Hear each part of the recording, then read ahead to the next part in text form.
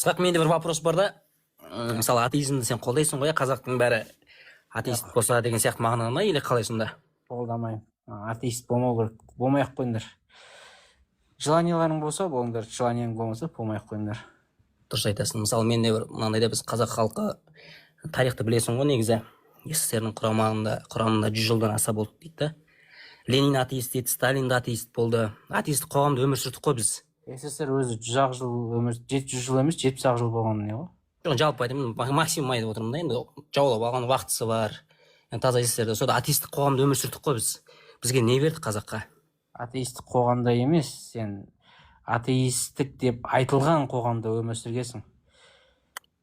Енді сен айтқанда арабизацияға имамдарымызды артты. Жоқ, қазақтар атеист болды деп айтамайсың ғой ол кезде. Мемлекетте атеизм болды, иә. Мемлекетте атеизм болды деген халық атеист болды деген сөз емес. Сол үшін сен атеистік қоғамда өмір сүрдім деп айтамайсың ол кезде. Енді жарайды, енді ол кезде қазір мысалы атеизм сен айтқандай мысалы кедергі жасайтындар көп. Енді ол кезде ешкім кедергі жасаған жоқ қой деймін да, мысалы атеист болатындар бокс кесе болды. Имамдарымыздың бәрін қырып тастады, мықты кісілердің бәрін. Былайша айтқанда емін-еркін өмір сүрдік қой деймін да. Сол кезде сол уақытта не берді бізге қазаққа атеизм? Бәрі ықпалын тигізді ғой негізі. Атеизм бірдеңе бере ма не? Енді бермесе оны не жарнамалайсың деген ғой. Енді бір мақсаты бар шығар оның да. Жарнамалап жатқан жоқпын ғой. Мен қазаққа бірдеңе береді деп жатқан жоқпын ғой. Саған ештеңе, онда сен бұл группаны не үшін ашып отырсың? Ысқақ, мен былай ойлаймын сені. Қазақтың бәрі көзі ашық көкірек ой, арабизациядан тыс әркімнің өзінің ойы болу керек дейсің ғой. Мысалы кезінде берді ғой ондай ойды. Бірақ не болды, ештеңе болды. Атеист Ленин, Сталин қазаққа істемеген істеді ғой. Неге? Өйткені Құдай жоқ, ешкімнен қорықпайды да өйткені. Ленин мен Сталин тастады ғой бізді. Жарайды. Ленин мен Сталин Құдайдан қорықпағанынан істеді ме соның бәрін? Енді қалай деп ойлайсың? Демек сенің көзқарасың бойынша адам тек Құдайдан қорықпағандықтан ғана біреуді өлтіреді, солай ма? Адамнан адам қорықпайды, Ысқақ. Қалай ойлайсың? Адамнан адам қорқа ма? Құдайдан қорқатын адамды өлтіре ме, басқа адамды? Құдайдан қорқатын адам өлтірмейді, ешқандай жаманшылыққа бармайды, Ысқақ. Жақсы, онда келістік. Егер осы сөзіңде тұратын болсаң, адам өлтірген мұсылмандардың бәрі діннен шыққандар ғой. Олардың адам өлтірген кезде мен мұсылман емеспін өлтірмейді ғой. Адам ашу деген нәрсе болады ғой өмірде. Жоқ, сен айттың ғой, Құдайға сенбегеннен өлтіреді дедің, солай ма? Адам мен Құдайға сенбеймін, адам өлтіремін демейді ғой. Ашу болады, ыза болады. Ашу, ыза деген нәрсе бар ғой, фактор бар ғой. Оны қалай жоққа шығарамыз? Демек, адамның біреуді өлтіруі оның Құдайға сенуіне байланысты ма, байланысты емес пе?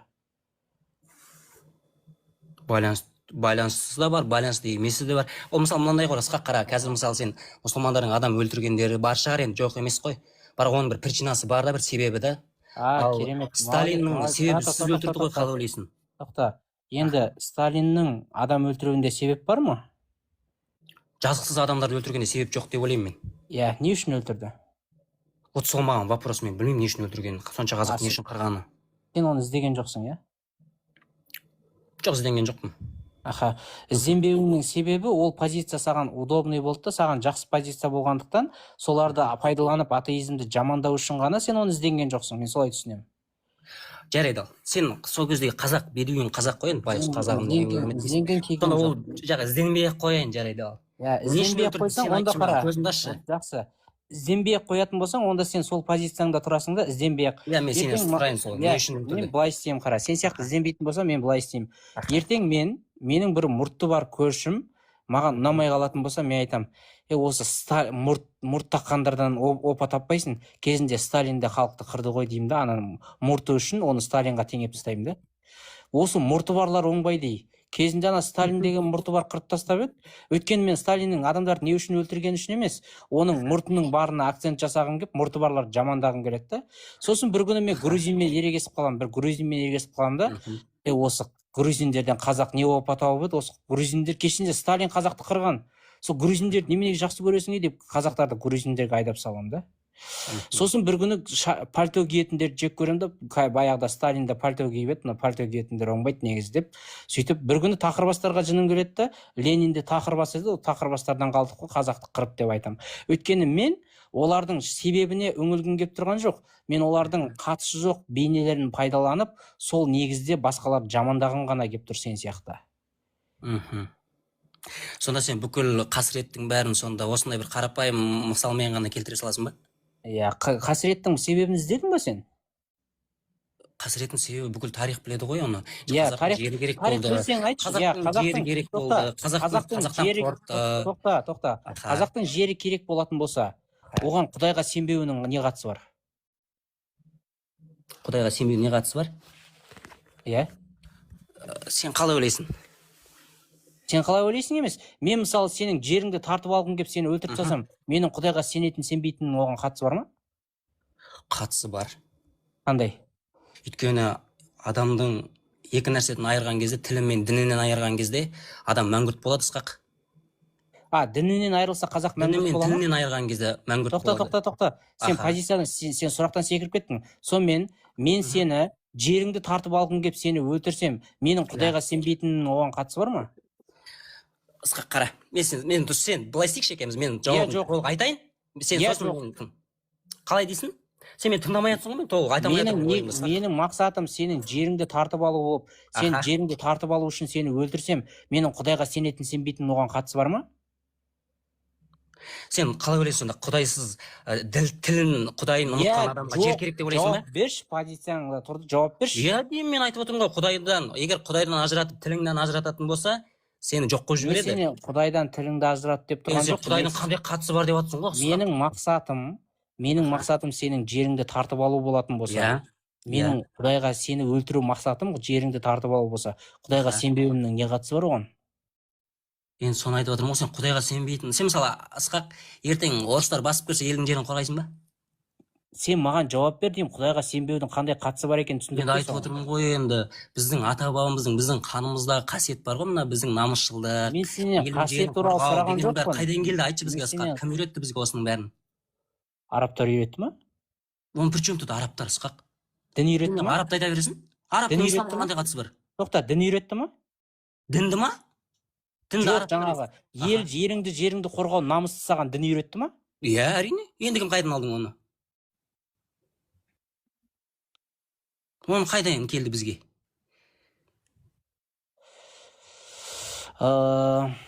Боқтағым келмейді негізі, бірақ сен негізі боқтаса да нормальный сияқты сағанша. Қақ, мен сені боқтап атқан жоқпын. Субаринсіз сақта нормальный сөйлеп. Сен боқтауға лайық адамсың да. Жоқ, ал жарайды ал. Сонда өмін деп жүрген нелерден көрдің ба? Тәңіршілерден көрдің ба? Солар үйретті ма бізге ел жерді қорғауды? Дін?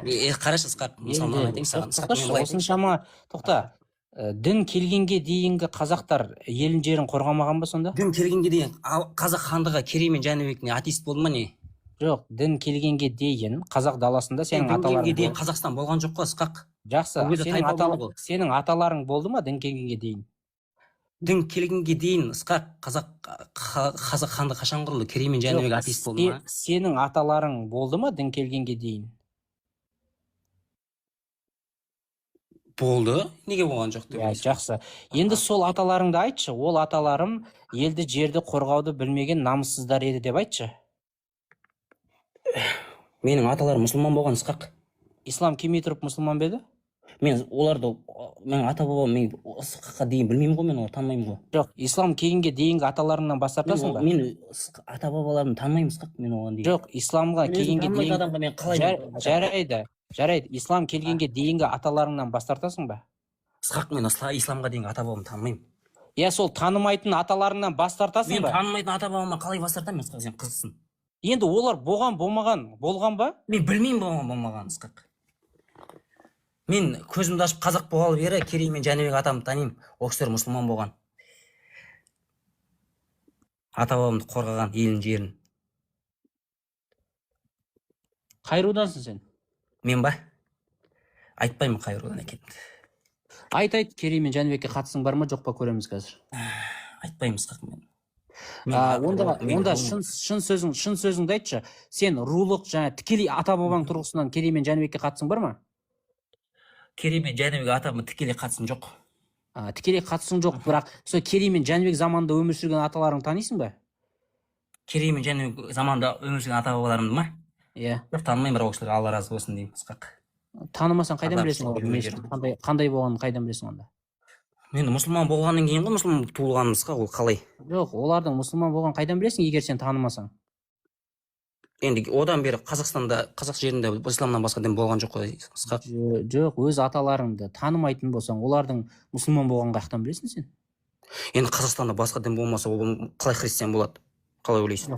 Христиан болды ма, басқа ма, сен білмейтін нәрсең неге утверждать етіп отырсың ол жерде мұсылман болған деп? Егер сол аталарың мұсылман болмаған болса, жарайды, Ысқақ, былай сұрақ қояйыншы. сенің аталарың мұсылман болмаған болса, сенің қазақтың тарихында осы жарайды мұсылман емес атеист ғалым бар ма бізде? Қазақты жалпы еңбек сіңген бір керемет бір айтқандай бір. Шоқан Уәлиханды танисың ба? Шоқан Уәлиханды танимын. Мұсылман болды ма Шоқан? Шоқан Уәлиханов мұсылман болды деп ойлаймын. Оқыдың ба сен оның жалпы жазған дүниелерін? Шоқан Уәлиханды жоқ, оқымаппын. Оқымасаң олай айтуға не себеп? Ал ол кісінің атеист екеніне дәлелің бар ма, Ысқақ? По дефолту айта бересің ба сен? Жоқ, сен айтып жатрсың ғой енді. Бәрін исламға тыға бересің ба? Ысқақ мынандай ғой. Просто менің айтпағымша біздің ата бабамыз ешқашан атеист болмаған. Сен намыссызсың ғой. Сен намыссызсың. Сен арабтың діні үшін ата бабаңды қор қылып, ата бабаңа жала жауып отырсың да? Ысқақ, сен неге арабты айта бересің? Қазақтың жерін араб қорғады ма не? Керей мен Жәнібектің кезде бір араб келіп көмектесті ма? Сен қаяқтағы арабты айтасың ба? Арабтың қатысы не бұл жерге? Жарайды. Демек, біздің жерімізді қорғаған адамдар біз үшін құрметті ғой, құрметті. Әрине құрметті, неге құрметті емес? Мұхаммед сенің жеріңді қорғап па еді? Мұхаммед саллаллаху алейхи вассалам де, Ысқақ. Ол пайғамбарымыздың кезінде, Ысқақ, қазақ хандығы түгілі қазақтың тайпалары да өзімен өзі аң болып жүрген пайғамбарымыздың кезінде. Сосын сенде не мынандай нәрсе бар да, Ысқақ. Тұра тұршы, сонда сенің аталарың Мұхаммедтің кезінде 7-ші ғасырда аң болып жүрген саллаллаху алейхи вассалам деші, айналайын. Сен үшін ол саллаллаху алейхи вассалам, мен үшін жай адам ол. Сен сонда қара, Мұхаммедтің кезінде сенің аталарың аң болып жүрген болса, қазақ даласынан табылған алтын адамды аңдар жасады ма?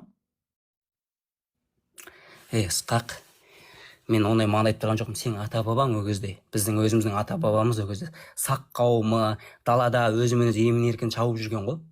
Ол кезде қазақ қайда, ол кезде өзбек қайда, қырғыз қайда, ол кезде түріктер, ол кезде түрік даже мына Осман империясы түгілі Түркияң да біздің қазақтан бөлінбеген ғой. О, 5-ші ғасыр ғой, Ысқақ, сен қайдағы жоқты айтпашы. Сол 7-ші ғасырдағы сенің аталарыңа Мұхаммедтің пайдасы тиіп пе еді? Кейін келді, тиді, неге тиген жоқ? Қандай зиян тиді? Жарайды, пайдасы тимеген шығар, қандай зиян тиді? Пайдасы тимеген, зиян тимеген адамның бәрін құрметтей бересің ба? Құрметтеуге лайықсыз болса, неге құрметтемеске? Несімен лайық ол? Пайғамбарымыз ба? Пайғамбарымыздың, сен тарихты өте жақсы білесің ғой, Ысқақ. Негізі мысалы мынандай ғой, пайғамбар жетіскен қауымнан түспейді, Ысқақ. Әр кезде де. Не үшін лайық екен айтшы, мыжымай. Мыжымай ма? Тыңдайсың ба? Қысқа. Аха. Араб қауымы кезде қыздарын жерлеген тірідей. Оның қазаққа қатысы жоқ ол. Енді ол, мен саған былай айтайын. Ол сол қауым азғындаған кезде пайғамбарымыз түскен. Жарайды, жақсы. Қазаққа келіп. Жақсы. Морально. Жақсы. Сенің пайғамбарың кезінде қыздарын жерлеген екен. Еркектері туып көбейген ба? Енді ол кезде аң сияқты қараған ғой, бәрін жерлеп тастамаған ғой. Намыстанған, жерлі бәрін жерлесе. Жарайды. Әйелдердің орны сонша төмен болса, сенің Хадиша анаң қалай сонша байып кеткен ол? Хадиша анамыз саудагер болған, ол кезде каста сияқты болған ғой, Ысқақ. Бәрі емес қой, ол кезде әйелдердің сонша төмен дейсіңдер. Сонда ол қалай бай болып кеткен? Енді ол кезде Ысқақ енді каста болған ғой, бәрі жаппай емес қой, ер кезде де бай әйелдер болған ғой. Сонда сенің пайғамбарың тек қана кедейлерге түскен ба? Кім зардап шеккен, солған түскен, Ысқақ. Кім азап шегеді, кім таяқ жейді, қандай қауым азғындайды, сол қауымға пайғамбар жіберіледі. Жақсы, неде Латын Америкасындағы инктер бар ғой, 10 000 адамды құрбандыққа шалып тастайтын болған, соларға не алып жібермедіңдер пайғамбарларыңды? 2000 бәленбай пайғамбар ойқата түскен шығар, Ысқақ, қайдан білесің? Ізі де жоқ қой сендердің құдайларың ойықта. Оны қайдан білесің, Ысқақ? Дәлелің бар ма? Мәдениеттерін қарасайшы. Енді олардың мәдениеті қазір ондай емес қой, Ысқақ. Бұрын сондай болған шығар. Ізі де қалмаған ғой сендердің. Қандай мәдениет айтасың? Соншалық сауатсыз болып кеткенсіңдер ма? Ысқақ айналайын, сен тас ғасырына барасың ғой, ондай емес қой әңгіме. Мен саған тікелей сұрақ қойып отырмын ғой. Енді қарашы, сенікі таза арсыздық қой. Дін келмей тұрған кезде ата бабаларымыз елді жерді Ата қорғау. бабаға тиіспеші. Иә, дін келмей тұрған кезде аталарымыз Ислам діні Ысқақ ата бабамызға дін келмей тұрып қазақ хандығы болған жоқ, сен білесің ғой оны. Қазақ хандығын кім құрды? Керей мен Жәнібек құрды. Ол кезде қазақ, өзбек, қырғыз, түркия бәріміз бір болдық қой. Сен оның ішінде қайсысын қазақты бөліп аласың сен? Қалай ажыратасың сен оның ішінде қайсысы қазақ екенін? Албандар бөлек жатты, наймандар бөлек жатты, қоңыраттар бөлек тайпа болып бір бас біріккен де жоқ қой ол кезде олардың. Сен тұра тұршы, сенің аталарың өмір сүрген шығар, енді неге өйтіп өтірік қашасың? Неден қашып отырмын мен? Енді сенің дін келгенге дейін өмір сүрген аталарың, сен білмейтін аталарың, олар елін жерін қорғауды және намыс дегенді білмеген, сенің айтуың бойынша. Ысқақ пайғамбарымыз түскенге дейін не только Қазақстан, бүкіл әлем білмеген ғой, білесің ба? Неге қазаққа бересің? Бүкіл Америка, Индияда шауып жүрген ғой, Американы. Жарайды. Енді қара, пайғамбарың өмірге келгенге дейінгі қазақ даласында өмір сүрген тайпалар өз жерлерін қалай қорғаған? Көшіп жүрген ғой Ысқақ ол кезде. Соғыспаған ба? Жан-жаққа көшіп жүрген ғой. Кіммен соғыспаған ба? Томирис соғысқан. Сол сақтар кімнен қорғанған? Парсылардан қорғанған, иә? Аха. Дін келмесе ол елін жерін қорғауды қайдан білген олар? Ол кезде не өлесің, ол кезде не болмаған ғой Ысқақ. Не өлтіреді, не өлесің ғой үшін. Иә, сол дін келмей тұрып қалай елін жерін қорғап жүр деймін де, дін келмей. Ол кезде елін жерін қорғаған жоқ Ысқақ, ол кезде несін қорғаған, өзінің жандарын қорғаған ғой. Жандарын қорғаған? Аха. Ол кезде білесің ба, тайпалар бір-бірін барып шауып кете берген. Жарайды, ол көшіп шауып кете берген ол кезде мемлекеттің болмаған ғой Ысқақ. Жандарын қорғаса, әскер жинаудың не қажеті бар? Әрқайсысы жеке-жеке қашып кетпей ма? Ысқақ, сен білесің ба, Сақ империясы Томиристің киноны көріп пе едің? Көрдің ғой енді Ысқақ, сен білесің ғой оны. Нақыл жігітсің ғой. Егер сен жеріңді әскермен қорғамасаң, егер жаныңды ғана қорғайтын болсаң, жеке-жеке қашып кетпейсің ба пытырап? Ысқақ, олар бір-бірін деген тайпалар деген бірін-бірі тонаған ғой, білесің ба? Бір-бірін тонап, сосын Парс империясы келе жатқан кезде біріккен ғой. Сенің пайғамбарларың тонаған жоқ па не? Ау? Сенің пайғамбарларың басқаларды тонаған жоқ па? Кімді тонады? Соғыстарда деген түскен олжаны біреуін Аллаға, біреуін пайғамбарға деп Құранда бөліп берген ғой, білесің бе? Біздің пайғамбарымызға қалай сонда пайғамбарымыз өте кедей өмір сүрген ғой Ысқақ? Кім айтты саған кедей өмір сүрген? Кім айтты саған? Бүкіл тарих біледі ғой оны. Сен де білесің ғой оны Ысқақ. Онда Хадишаның байлығы қайда кетті? Хадишаның байлығы садақаға кетті Ысқақ. Кедей кепшікке таратылды. 13 әйелі қаяқта тұрды? 13 әйелі андай чатыр бар ғой, жаман кедей ше, сондай кедей болып тұрды. Сен бағана жамандаған Сталин туралы да өстіп айтатын болған ғой кеңес заманында. Сталин туралы ма? Иә, естіпедің? Сталин кедей болған, өмірі дүние жинамаған, бір ғана кішкентай пәтерде тұрған деп Сталинді сөйтіп құлақтан тебетін болған ғой. Ол кісінің олай болады. Сталинді сен жақсы көреді екенсің, Ысқақ? Қазақтығың қайда? Сталинді де сөйтіп айтқан, сен Сталинге табынғандар болған ғой. Солар сөйтіп айтқан, сен де пайғамбарыңа табынып өтірік құлақтан теуіп отырсың да. Негізі Сталин бар ғой, қателесесің ау Ысқақ. Негізі Сталин өте бай тұрған, оның нелері, дачалары болған, жағдай деген керемет, жеген алдында, жемеген артында. Бірақ соны мына қарапайым халықтың ішіндегі пропагандаға еріп кеткен, Сталинге табынып кеткендер сөйтіп айтатын болған. Біздің Сталин деген жалғыз баласын генералға айырбастамай қойған. Біздің Сталин деген жалғыз өзі андай ешқандай байлық жинамай бір шинельмен қайтыс болған деп сөйтетін. Сен де сол пайғамбарыңды қуып отырсың ғой. Ысқақ, сен негізі өте ауыр сөйлейсің. Сен бірақ негізі бар ғой, өте ақылды жігіт. Сен атеист емессің бар ғой, негізі мен білемін ғой. Пайғамбарың мен Сталиннің арасында ұқсастықтарды байқайсың ба? Сталинді қалай жарайды ал. Пайғамбарымыздан қазаққа ешқандай зиян тиген жоқ Ысқақ. Вот Сталиннен тиді. Сен Сталин мен пайғамбарды қалай салыстырасың сен? Қайда логика сенің? Логикаң қайда жатыр? Пайғамбарыңнан қалай, мысалы, Сталиннің кезінде өз ұлтынан безген адамдар пайда болды сен сияқты. Қалай не емес? Кім безді? Сен? Сен? Сталиннің кезінде жоқ, сен Ысқақ, мен вопроста, сен Сталин мен пайғамбарымызды қалай салыстыруға келеді сен? Соны айтшы маған, қазаққа қайсысының пайдасы зияны көп тиді?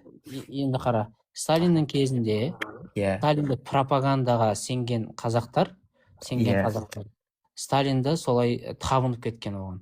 Сен де арабтың пропагандасына сеніп, Мұхаммед пайғамбарға табынып кеткенсің. Ысқақ, мен арабтарға табынбаймын. Арабтар шатастырмашы, сен араб пен исламды шатастырмашы, өтініш. Жоқ, арабтың пропагандасына сеніп, сол Мұхаммед пайғамбарға табынып кетіп, бұл жерде өтірік соғып отырсың ғой. Қойшы, сен шынын айтып отырсың ба? Сен онда Сталиннің бүкіл несін жаңағы жауып сен қорғайсың да, ал айырладағы 5 ғасырдағы қазақ жоқ деді де пайғамбарды қорғаймын, сен Сталинді қорғап соны қалыстырып жатсың ба маған? Жарайды, қара, мен сенің пайғамбардың жауыздығын қорғайтыныңды дәлелдеп бере аламын. Пайғамбардың қандай жауыздығын айтшы ал. Жақсы, қазір қара, сен менің Сталинді қорғаған бір сөзімді айтып берші қазір. Енді сен Ысқақ, қара, мысалшы, бізге ислам келген кезде пайғамбарымыз жоқ еді да, ол кісі білмейді. Жоқ, әңгімені бұрмаламай, мына сөзіңмен. Енді Ысқақ, сенің де менің де қорғайтынымыз осы бір қазақтың қамы ғой, мысалы қазақ жайлы айтып отырмыз ғой, енді басқа бізге арабтың не қатысы бар, Сталиннің қатысы бар. Мыжыма, жала жаптың ғой сен, жала жаптың, енді сөзіңде тұр. Сен маған Сталинді қорғадың деп айттың. Мен қай сөзіммен Сталинді қорғадым, айт давай. Мен Сталинді атеист десем, ол деген атеист емес, ол қалай атеист болады? Жақсы, Сталин атеист емес деп айттың ба? Айтқан жоқсың, Сталин атеист қой? Жоқ, мен өйтіп айтқан жоқ болсам, неге сөйтіп айттың деп жала жауып отырсың? Жаңа мен айттым ғой, Сталин атеист болғаннан кейін қырды деп едім, сен басқа логически басқа бірдеңе алып Сталинді бұрмалап жібердің ғой. Негізі енді ол ештеңемен ақталатын нәрсе емес қой. Ысқақ бәленбай қазақты қырып тастады, ашаршылықты алып келді, жарты қазақты мәңгүрт қылып орыс қылып жіберді, қазақша сөйлей алмай жатыр, әлі күнге дейін оңаламай жатырмыз, 70 жылда талқандап жіберді бізді ше. Мен сенің аласың да оны логикаңмен әкелесің да басқаша бұрмалайсың. Мен саған ол жерде түсіндіріп бердім ғой, адамның әрекетінің себептері болады. Адамның әрекеті, Ысқақ, мен саған конкретно сұрақ қойып отырмын ғой. Атеист қауымында өмір сүрдік, бізге не берді, бізді қырғаннан басқа ештеңе берген жоқ қой деп айтып жатырмын саған. Сен басқа Сталиннің адам басқаларды қыруына атеизмнің қандай қатысы бар екенін мен саған түсіндіріп бердім. Сен оны түсінгің келіп тұрған жоқ. Өйткені сенің жалғыз аргументің сол қатысы жоқ болса да іздемей, әйтеуір сол бір атеизм позициясын жамандау үшін біреулердің оған қатысы жоқ әрекеттерін қолдану сенікі. Және сен ол жерде ештеңені түсінейін деп тұрғанда адам емессің да, бірақ өтірік жынды болып сөйтіп қайтып айналып келе бересің. Жарайды, мына сұраққа жауап берші. Пайғамбарымыз мысалы қазақтың жерін баспаған, осы аяқ тиген жоқ. Иә, мысалы. Сен жек көретіндей, ол кісі қазаққа қандай зияны тиді? Сен сияқты ұлтынан безгендер қайдан пайда болып отыр? Мен ұлтынан безіп отқан жоқпын, Ысқақ. Мен осы жерде өлемін, мен осы жерде өлдім. Уайымдама сен, мен уайымдама, сен өзің жауап берші. Сен бағана маған бүйтіп айттың да, орыстар шабуыл жасаса не істейсің дедің, дұрыс па? Иә. Иә, мен сен сияқты мұсылманмен бір қатарға тұрып қазақтың жерін қорғаймын. Орыстар қандай идеологиямен немен кеседе. Енді осы сұрақты мен саған айналдырып қояйын. Біз Қазақстан зайырлы елміз ғой. Иә. Осы зайырлы елге Алланың шариғат заңын орнатамыз деп мұсылман әскері шекараға келсе, Алланың заңын орнатуға қарсы соғысасың ба? Ысқақ, өзі мұсылман, 90% мұсылман елге ол қалай мұсылман шариғатын орнатады ол? Жоқ, біздің елде зайырлы елде бізде шариғат заңдары. Енді бізде исламға ешқандай шектеу жоқ қой, Ысқақ. Алхамдулилля, мешіттеріміз ашық. Қалай ол шариғатты орнатады? Қазақстанда шариғат заңдары қолданылмайды.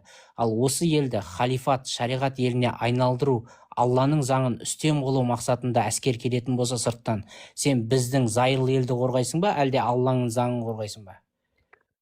Ысқақ, мысалы жай былай жауап бересің, мен тыңда, иә? Екі жақтың біреуін айт. Мен зайырлы елімді, мұсылман қауымымды қорғаймын мен, Ысқақ. Ол шариғат. Алланың заңын орнатушыларға қарсы соғысасың ғой? Ысқақ, ол Алланың заңы дегенде сен қызықсың сен. Сен сұрақты бір андай тупизм қоясың, Ысқақ. Демек сен шариғи мемлекет жасауға қарсы соғысасың ба? Шариғат мемлекет жасай алмайды ешкім, Ысқақ, қазақты. Демек Алланың заңы Қазақстанда невозможно сұрақты қоясың. Қазақты мен саған былай жауап. Жақсы, онда тоқта. Сенің айтуыңша былай ғой. Қазақтың жерінде ешқашан Алланың заңы үстем болмайды деген кеп тұр ғой.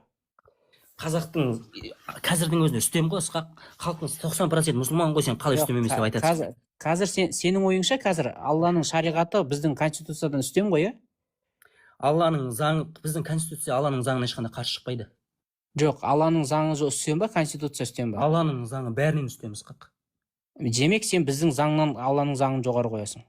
Біздің заң, біздің Қазақстан Республикасының заңы Алланың заңымен сәйкес келеді. Қазақстан Конституциясының заңы сендердің діндеріңде әйел мен еркек. Тоқта, сенің дініңде әйел мен еркек тең ба? Біздің дінімізде әйел адамның шындап келгенде дәрежесі жоғары. Жақсы. Енді біздің конституция бойынша әйел мен еркек тең. Қайсы дұрыс? Екеуі де дұрыс. Қазақстан Республикасының заңы бойынша, неке туралы кодекс бойынша Қазақстанда бір әйелден артық заңды алуға болмайды. Ал сендердің діндеріңде болады. Қайсысы дұрыс? Бізде болмайды емес қой. Болмайды ма не? Болмайды бізде заң жүзінде. Тек қана бір әйелмен неке қоюға болады. Біздің исламда билік басына бағыну сүннет, парызға жатады. Сол үшін бір әйел болса, бір әйел төрт әйелді алсын деген парыз емес қой. Алғың келсе, шаман келсе аласың, келмесе алмайсың. Иә, алғың келсе заң рұқсат бермейді, не істейсің? Мен алатын ойым жоқ, оны сен алып жатқандардан сұрасайшы. Алғың келсе де аламайсың, заң рұқсат бермейді, не істейсің? Заң, кім айтты оны саған рұқсат бермейді деп? Неке туралы кодексте алып жатқандарды қайтесің ал? Алып жатқандарды заңды, ол заңсыз ол. Енді заңсыз болса не дейсің, енді сотталып жатыр ма сол үшін? Мен сол заңға бағынасың, бағынбайсың ба? Ысқақ, мен ол вопростан қарашы, мысалы, мен былай түсіндірейінші, мен білмеймін оны. Мен өйткені төрт әйел алатын менің ойымда болмапты. Сол қалай жауап беремін саған, өзім ойланбаған нәрсемді. Қазақстанның заңы бойынша ұрлық жасаған адамның қолы шабылмайды, ұрлық жасаған адам қамалады. Сен шариғаттың заңы бойынша қолын шабамайсың. Қайсысы дұрыс?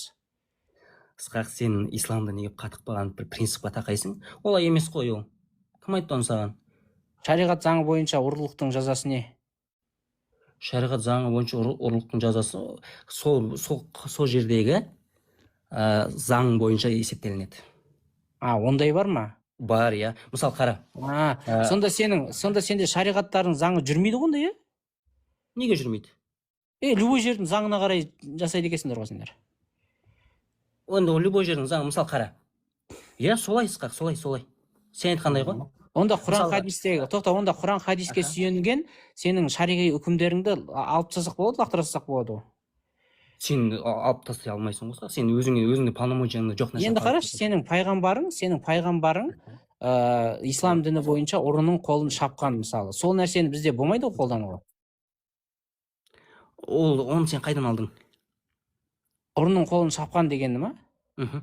Хадистерде бар. Қай хадисте? Сахих хадистерде бар. Қай жерде, қайда жазылған? Мен андай удостоверить еткен жақсы көремін да, Ысқақ. Иә, көзің жеткен кезде, келісіп алайық, мен саған әкеп беремін. Көзің жеткен кезде қай жағын өтесің? Сен бір жеткіш, Ысқақ, мен көрейін. Жоқ, келісіп алайық, оны мен босқа әуре болғым келіп тұрған жоқ. Мен атеист болмаймын, Ысқақ, сен мен атеист жасай алмайсың. Жоқ, сен сияқты ұлтынан безген адамдардың бізге атеист болғаны керек. Ұлтынан безген, нағыз ұлтынан безген сенсің. Әңгімені бұрма. Хадистер арқылы қол шабу дәлелденетін болса, сен қайсысын қолдайсың? Біздің заңды ма, жоқ шариғатты ма? Ысқақ, сен айтқандай біздің шариғат қатықпаған дүние емес. Бізде, мысалы, қара, бір мұсылман мемлекетінде заң болатын болса, бізде ол шариғатта қол шабу деген ғана пайғамбарымыз кезінде бәрінің қолын шаба бермеген ғой. Жағдайға қараған қолын мысалы, қара, бәрін шауып, бәрін кесе берді деген нәрсені сен қайдан алғансың оны? Жаппай. Шариғатта үкім деген бар ма? Пайғамбарымыздың көп нәрсені кешіріп жіберген кездерде бар ғой. Шариғатта үкім бар ма? Ол үкім бар болғанымен үкім барлық жерде орындала бермейді ғой, Ысқақ, сен қызықсың. Орындалатын жерінде заңға қайшы келіп тұрса, қайсысын аласың? Заң, қай жерде сен зайырлы мемлекет заң қазір. Оны бірақ мен шариғат жоқ деп айта алмаймын, Ысқақ. Өйткені ол Алланың кәләмі жоқ деп айта алмаймын. Маған оны нәрсе айтқызба. Бірақ заң бар жерде, мысалы, заң бірінші жүреді, одан кейін барып қаралады. Шариғат жүреді. Одан кейін шариғат жүреді. Өйткені біз зайырлы мемлекетпіз. Біз мұсылман шариғаттың мемлекеті емес. Бәрекелді. Демек, Қазақстанда Алланың заңы емес, адамның заңы жоғары. Алланың заңы емес, адамның заңы жоғары дейді. Сөйтіп айтты. Ал жарайды, біздің Қазақстан Республикасының заңында мұсылмандыққа қарсы қандай заң бар? Айтшы маған, мен удостовериться хочу. Қазақстан Республикасының заңында, конституция бойынша сенімі негізінде адамдарды кемсітуге болмайды. Ал сенің Құраныңда иман келтірмегендерді малдан төмен деп айтады. Келіп тұрма бір-біріне? Ол сен оны қайдан аласың? Сен еп жала жабасың. Ағраф сүресінің 179 аятын ашта бізге оқып берші қазір. Мен дәретім жоқ, Құран ашатын. Телефоннан қарайсызшы. Шығып кетемін ғой мына ненен. Свернуть етіп оқи сал. Ысқақ жарайды. Сен сөзден, сен жалпы өте ақылды жігітсің негізі. Осы екеуі бір-біріне қайшы келсе не істейміз? Мынаны қарашы, жарайды ал. Сен исламның жарайды. Сен секіріп кете береді екенсің көрінген жерден. Осы екеуі бір-біріне қайшы келсе не істейміз? Қалай дейсің, сұрақты қайталашы? Адамдарды сенімі негізінде кемсітуге болмайды біздің заң бойынша. А сенің Құраныңда имансыздарды малдан төмен деп айтады. Қайсысы дұрыс? Исламның шариғатында ондай нәрсе жоқ, Ысқақ. Құранда бар деймін. Ол сен білесің бе, Құраннан сен үкім алып келе алмайсың маған. Құранда солай жазылған. Жоқ, сен Құраннан үкім алып келе алмайсың, Ысқақ, маған. Неге дейсің ба? Құранның кейбір басындағы аяттар үкімін жойған аяттар да бар, мысалы. Сен қалай айтасың сен? Үкім жойылған аят шығар ол. Келістік. Құранда үкімі жойылған аяттар бар ғой, Бар, Ол аяттар не үшін? Басында, мысалы, басында түскен аяттар кейін болды, келістік. Құранда үкімі жойылған аяттар болатын болса, олардың бізге керегі жоқ қой қазір, Қазір ма?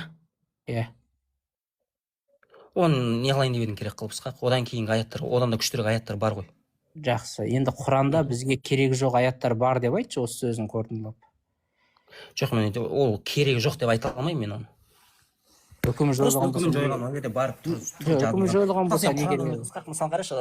жойылған болса не керегі бар? Сен просто мен ширкқа әкелесің, мен андай бір айтермін. Олай емес, просто ширкқа әкелесің.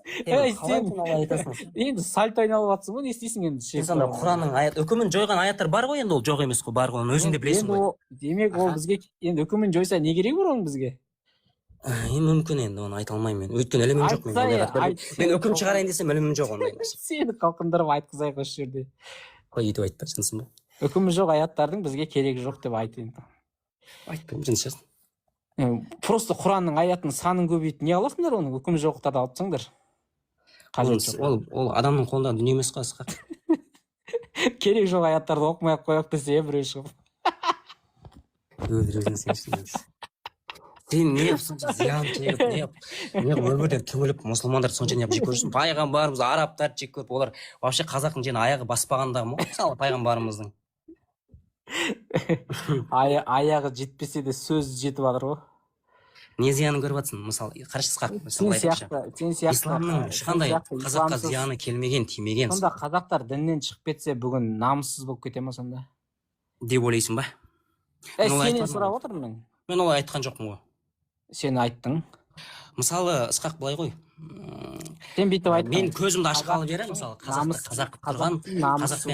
қазақ пен ислам ол егіз да, ол. Сен оны жұлып алып тастай алмайсың да оны. Жарайды, қара. Қалай жұлып алып тастайсың? Сен бүкіл тарихың ислам жайлы айтып тұрса. Енді қара. СССР кезінде ата бабамыз деген өлген ғой осы ислам үшін. Тыңда, енді қара. Өзі қазақ. Осы жерде дүниеге келген. Қазақ тілінде сөйлейді. Өзін қазақпын деп есептейді, жеті атасының бәрі қазақ. Осы Қазақстанның азаматы. Бірақ ол атеист. Қазақ па ол? Енді ол қазақ, қырғыз деген нәрсе ол ұлт қой бұл жерде, көрдің бе? Жоқ, осы адам қазақ па, қазақ емес пе? Ол енді ұлты қазақ болса, не үшін қазақ емес? Қазақ әрине. Бәрекелді. Демек дініңді алып тастасаң да біз қазақ болып қаламыз ғой. Дінді алып тастасаң да сен қазақ болып қаласың, иә? Бәрекелді. Исламға қазақтың ешқандай қатысы жоқ, Ысқақ. Исламның ұлтқа қатысы жоқ, араб па ол, қазақ па, индус па. Исламның ұлтқа қатысы жоқ, сондықтан да ұлт исламнан жоғары. Ұлт исламнан жоғары? Иә. Ертең былай ғой, қазақ жоқ кезде ислам бар еді ғой? Олай айта алмаймын. Қазақ бар еді өзі. Қазақ емес ол кезде тайпа болғанбыз біз. Қазақ. Енді қалай аталсаң да қазақтар бар еді ол кезде. Жарайды. Сен қатыдан жегіпсің ше исламға. Не күтіп екен саған? Керей мен Жәнібек қазақ деген атты бере саған кезде аспаннан түстіңдер ме сонда? Біз оның алдында да қазақ... түсіндім.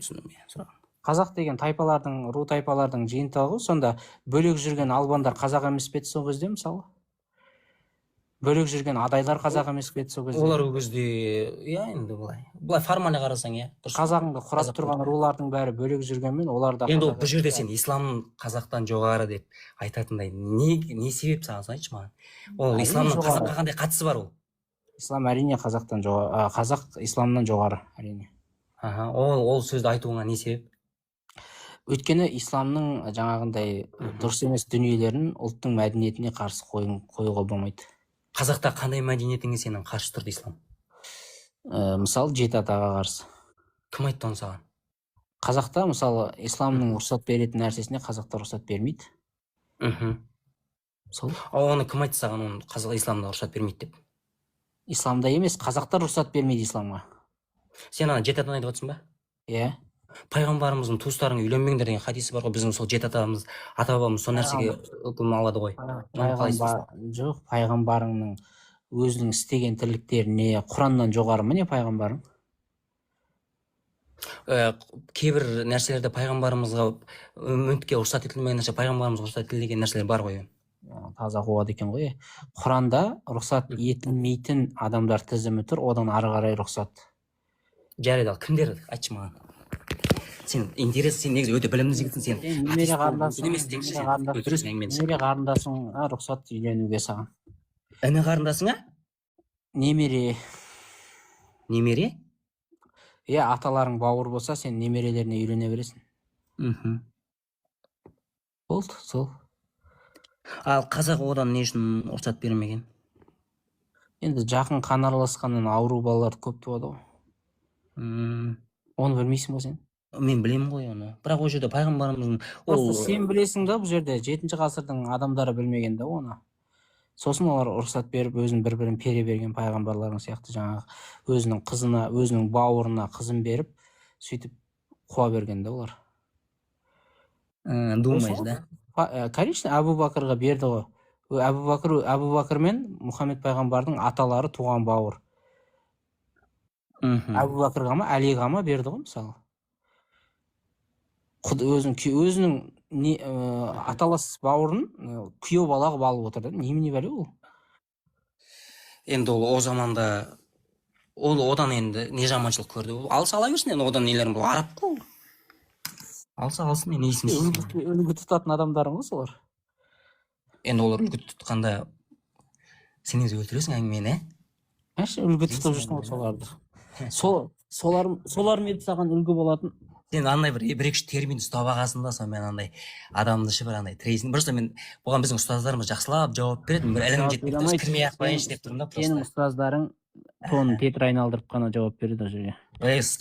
Сен Нұржан ұстаз, сол кісілермен келе алмайсың ғой, сен бетті-бет. Сен қарапайым халықтың ішінде отырып ағасың, біз сияқты ілімі жоқ. Қараса енді, осыны әңгімен жібересің. На самом деле сен пустойсың ғой, ысқақшик. Тыңдасайшы, немере қарындасыңды аласың ба деген сұраққа Нұржан ұстазыңды қылғындырып бір сағатта жауап бергізе алмай қойғанбыз эфирде. Сенбесең ютубта записі тұр. Ақылтай бар ғой, Ақылтай, соған немере қарындасыңды аласың ба деп бір сағат айтып жауап бермей қойған қашып. Жарайды. Келесі тағы сұрағымды айт, қазақтың тағы қандай салт дәстүрімен біздің ислам сәйкес келмейтінін айтшы. Шашыңды орап тастасаң қазақтың шолпы шашпауларын қаяққа тағасың, шашыңды орап тастасаң қыздың. Кішкентай қыздар бар ғой, балетқа жетпеген ысқақ. Қуасың ба, қазақтың балиғатқа жетпеген қыздар таған ба не сырғыны? Нені шолпы шашпауды. Есің дұрыс па, салт дәстүрді бар ғой, бір андай бір қазақты бір өте бір гений, ақыл жарайды ғой, бәріміз қазақ жақсы көреміз ғой, енді ол сөзсіз да. Бірақ қазақтың салт дәстүрі ешқашан исламнан шығып кетпеген негізі. Қумас, енді айтып отырмын ғой, балиғатқа толған қызың ислами нәрсемен сен ол айтсайшы енді, балиғатқа толған қызыңның шашын орап тастайтын болсаң, қазақтар тақияны кімге кигізеді, сәукелені кімге кигізеді, шашына шашбауды қай шашына тағады, шолпыны қайда тағады? Ысқақ, мен саған былай айтайыншы, исламның тазалығы да ислам шариғатын ешкімге міндеттенбейді. Қазақстан сонда тазалығы емес қой оны, нең бар ол шариғатқа тақап оны. Исламда нең бар, итак істеп жатқан жоқ қой оны. Ешкім барып, мысалы, біздің имамдарымыз барып шығып, көшеге шығып, бәрің ораныңдар деп жатыр ма не? Иә. Кім айтты? Мемлекет Иранның өзінде дейді, қыстамайды ешкімді. Ұстансаң, ұстанбасаң тұра тұр.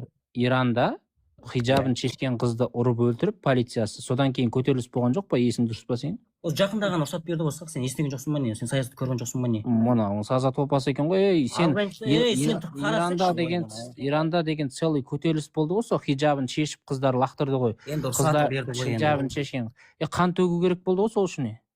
бәрі шешілді ғой енді. Мынау да адамдардың өмірін ештеңеге қойып тұрған сен жоқ. жамандағанмен ол ештеңе шешілмейді. Мынау адамның өмірін ештеңеге қойып тұрған жоқ қой таза. Сен бұрмаламасай сөзді.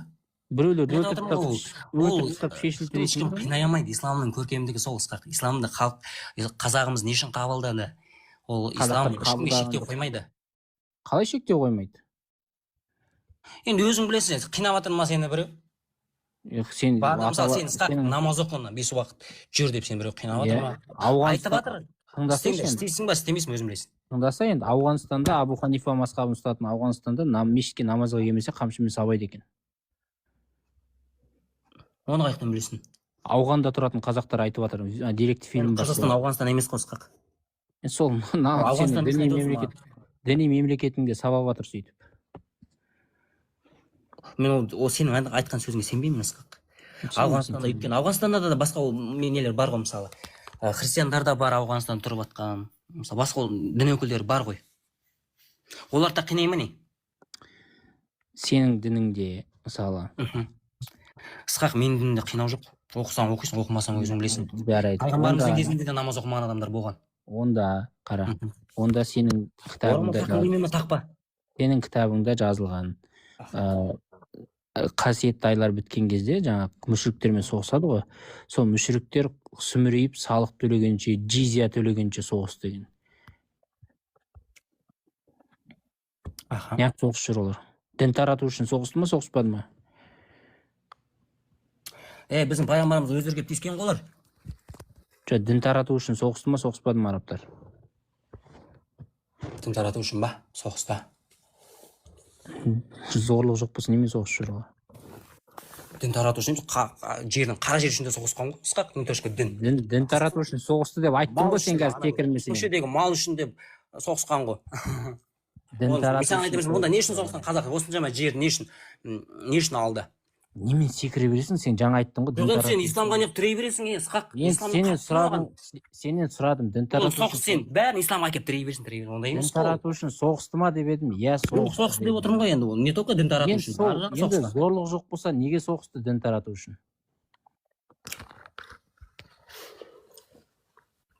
Соғысу керек, Алланың әмірі болды, соғысты да. Зорлық жоқ болса, неменеге соғысасың, айтшы. Олар ешкім зорлаған жоқ, ол өз еркімен соғысты ғой. Біреу қинады ма не? Барып соғыс деді ма не? Қоя салшы, болды біле. Дін үшін соғысты ма дейді. Иә, соғысты дейді. Зорлық жоқ болса, неменеге соғысады? Оны біреу зорлады ма деймін. Ой бе. Адам қуам десе. Білмеймін бар ғой, енді дінсіз кезде қазақтар елін жерін қорғауды діннен алды деген бір ауыр сөз емес па? Елін жерін қорғауды қазақтар діннен алды деген өте ауыр сөз деп есептеймін да. Барлық елде бар, кішкентай тайпа адамзат қашаннан бері бар болса, мысалы тарихта барлық жерде өзінің жерін, аумағын қорғап соғысады. Жануарлар да бар нәрсе. Тағы да қайталап айтамын. Жануарлар өзінің территориясын қорғайды. Территориальный жануарлар болады. Мысалы, енді экзотическийлерден, мысалы, саваннада бегемот бар ғой, мысалы, гипопотам. Сол гипопотам өте территориальный жануар да. Өзінің территориясын белгілеп алады. Сол территорияға кіріп кеткен жануарлардың бәрінің бытшын шығарады ол. Негізі ол ет қоректі емес, ол ет жемейді негізі. Гипопотамша, ол шөп қоректі ғой. Бірақ кіріп кеткен жануардың бытшын шығарады өзінің территориясына. Сол сияқты, мысалы, қасқырлар да өздерінің территориясын бөліп алады. Әр түрлі нәрселер. Сол жануар қорлығы жоқ та бұлар үшін.